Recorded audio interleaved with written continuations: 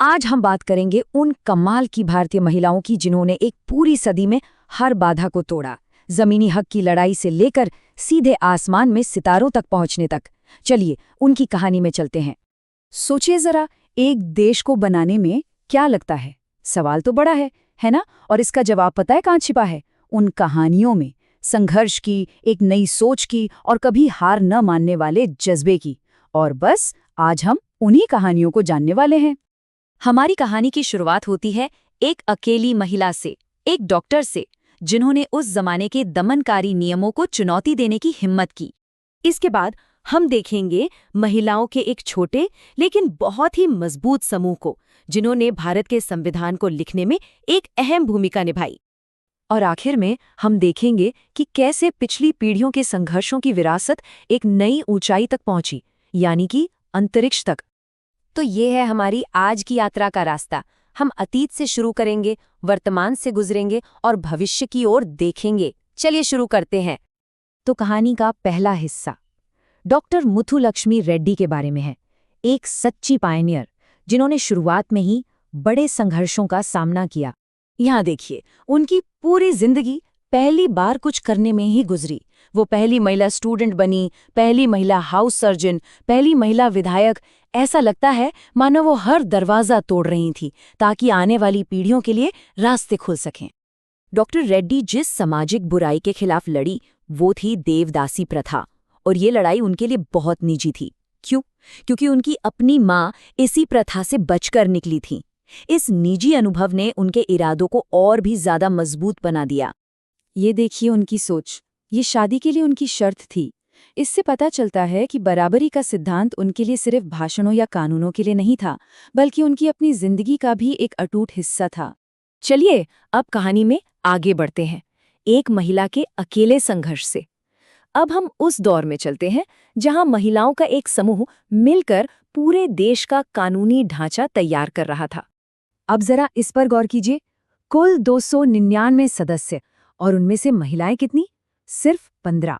सोचे कितनी छोटी संख्या थी ये, लेकिन उनका जो प्रभाव था, जो काम था, वो वाकई में बहुत बड़ा और यादगार था।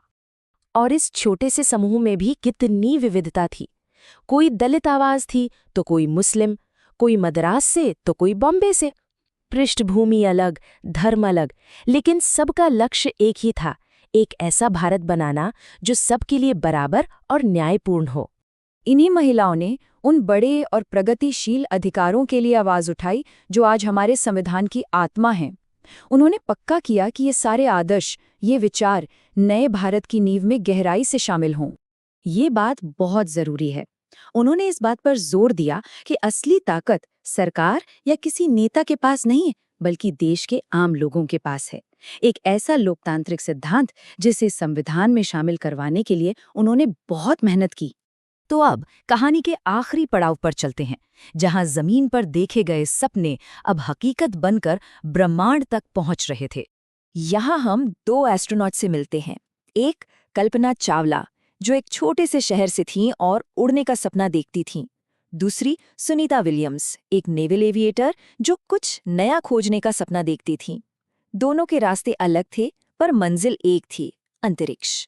ये हैं कल्पना चावला के शब्द, उम्मीद और हिम्मत का एक ऐसा पैगाम जो आज भी दुनिया भर में लाखों लोगों को प्रेरणा देता है। ये उनकी एक अमर विरासत है।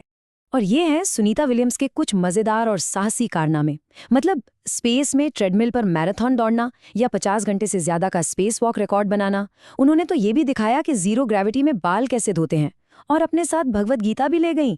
इन सब बातों ने अंतरिक्ष की यात्रा को एक मानवीय चेहरा दिया। तो चलिए अब इन सभी कमाल की कहानियों को एक साथ जोड़कर देखते हैं कि इनसे मिलकर कैसी शक्तिशाली विरासत तैयार हुई। देखिए, ये पूरी कहानी को एक नज़र में दिखाता है, एक सीधी लकीर जो जमीन पर सामाजिक बंधनों को तोड़ने से शुरू होती है और सीधे सितारों के बीच असीम संभावनाओं तक जाती है।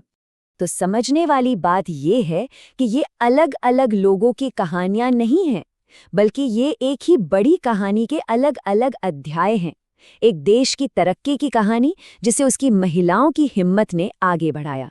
वो भारत को क्लासरूम से लेकर ब्रह्मांड तक ले गईं। तो अब सवाल ये है कि अगली मंजिल, अगली सीमा क्या होगी? ये एक ऐसा सवाल है जो हमें इस यात्रा पर और आगे सोचने के लिए छोड़ जाता है।